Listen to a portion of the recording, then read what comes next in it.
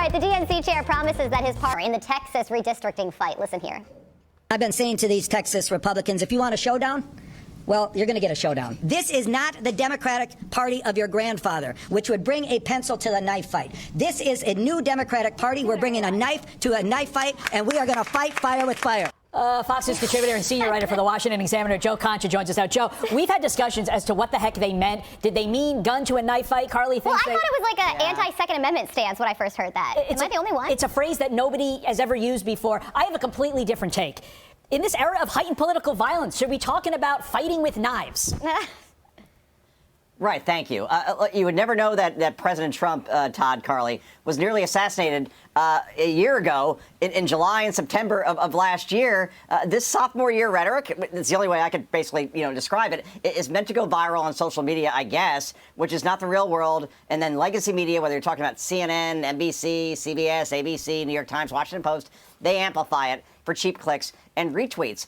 Yet knife to a knife fight. I'm pretty sure he meant to say gun to a knife fight, but I guess, who knows what Ken Martin was about to say there as the DNC chair. And I asked this one question over and over again, but it bears repeating.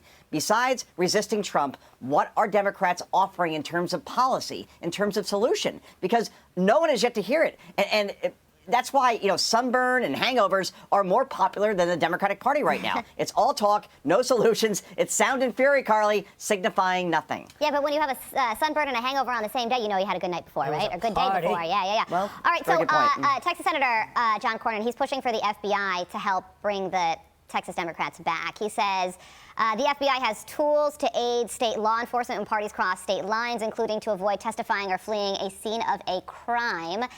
Is this the road Republicans should go down? Well, I would hope not, because we saw this in 2021, Carley, when this happened also in Texas, and then Democrats fled. They had these horrible social media photos and videos showing them having a good time. There was a case of beer at one point, just to go back to sunburn hangovers, in the photo. And other times they're just eating at these nice restaurants. I'm sorry.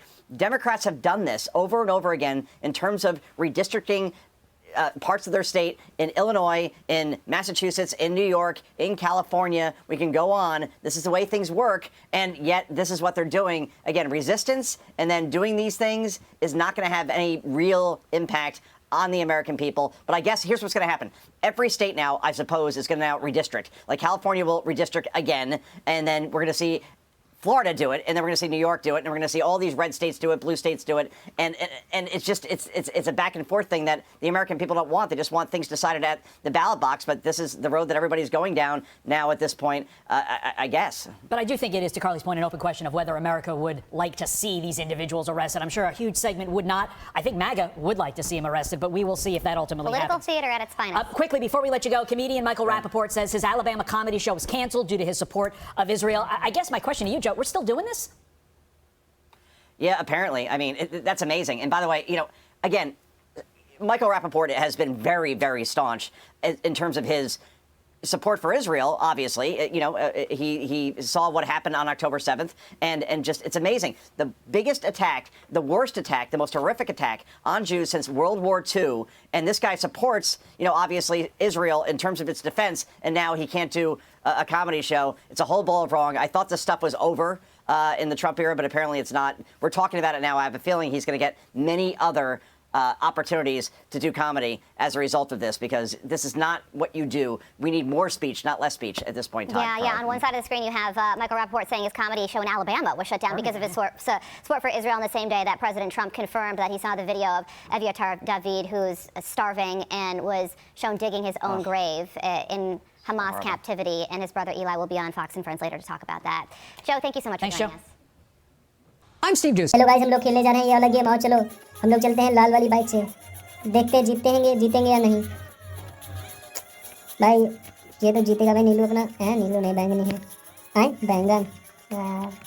चलो ये क्या अबे बच गया। कोई नहीं, जीतते तो रहूँगा मैं। इसका बैलेंस क्यों बिगड़ रहा है?